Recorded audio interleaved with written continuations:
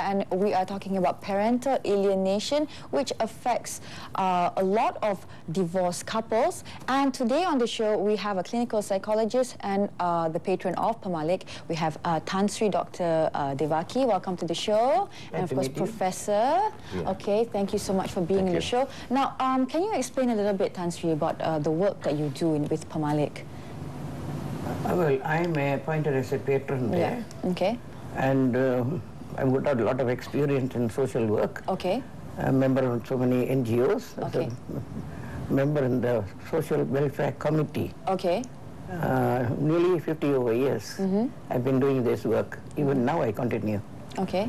Child abuse, wife abuse, all the abuses. Okay. People come to me. Right. And they ask me for advice.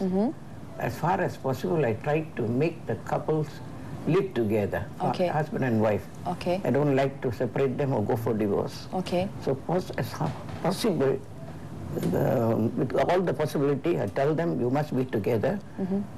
Don't separate because the children need you. Okay. So this is the advice I always give them. Far and wide, all over the country, they come to me. Okay. All right, Professor Rahmatullah, what about the work that you do?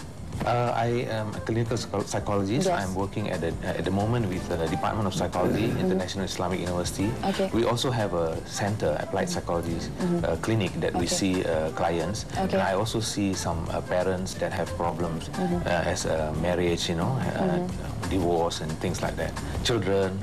Can you explain the term parental alienation to the layman? Yeah, it's like one or both parents making use of the child for their problem. That means to solve their problem. That means they are making use of the child against each other. Okay. I mean, making use of the child against to get what they want. Okay. But in Joanne's case, it was the father not wanting to see the upbringing of the daughter.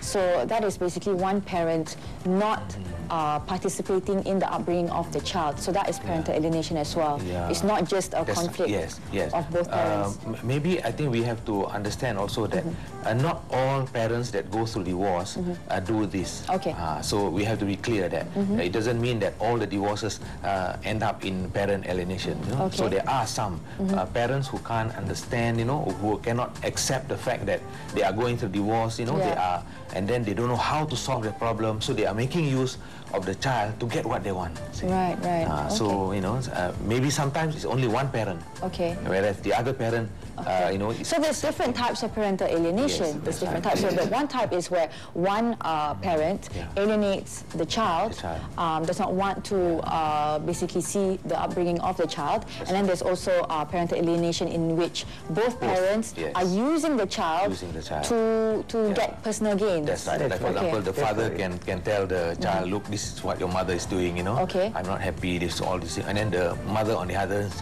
hand, telling the child, look, the father is doing like this, So in the end, the child actually suffers. Okay. Because to the child, they want both. Yeah. So this is the problem that's facing. Okay, Tan Sri, can you tell a little bit of maybe some personal stories that you've had while dealing with your clients? See, in a family, a man plays an important role in the family. He disciplines the children, and the children are a bit scared of the father. And the mother is the real person, and the family is like a university, where the mother expects the children all to study and come and bring the children as future citizens in this country. Okay. She plays a vital part. Yeah.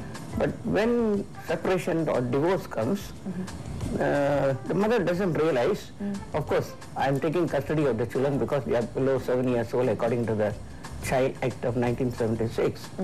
But as the child grows up, come to an adolescent age, the child will not listen to the mother. Because the child knows there's nobody above the mother to discipline me, where to control me. And then he joins with friends outside. But of course there's mothers who are very authoritarian. They have very strong characters who actually play dual roles.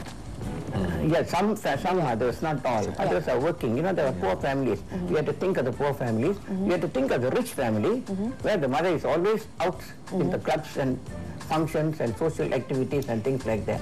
So we have to think of all that, in a wider scope. the children are left in the care of the servants, or they feel that they are grown up, they can take care of by themselves, or a timetable is put to them, and they go to tuition classes, games, and come back. You know, independence is given like that. So the child doesn't want to listen to the mother as the child grows and comes up. They come back late in the night, 1 a.m., 2 a.m., 3 a.m. Because they compare with the other people and say, well, those children can be out and why can't I be out and come back? But mother cannot control because there is no father in the house. So father plays an important role. Now the mother shouldn't advise the child saying something bad about the father. Father is a father, mother is a mother. So they need both. One time or the other, the child will need. How much you advise the child also telling bad about the father, the child himself will understand one day where the father is. There's a case I know where the child was not born when the divorce took place. And the child is now 11, 12 years old, has not seen the father. Now such a child, the mother shouldn't come to a conclusion, or next time the father walks by the side of the child also, father won't know the father. No. The child would like to know, how does the father look? Of course. How does his face look? Yes. Whether he is a thin person, fat person, educated person, or kind person, he would like to draw a picture of the father. Of course, yeah. There are cases that's where human nature. 20, 30 years a child given to some families, and that child comes forward, published in the papers, and says, I want to see my mother, I want to see my father. I think if I may interject here a little bit, Tansi, actually, most marriage, in fact, all people who get married, they don't want to divorce, right? But sometimes you have no choice. You know, things happen. But when that happens, the parents should not make use of the children. Yes. That means they should sort of like divorce nicely, you know, in a nice, amicable way.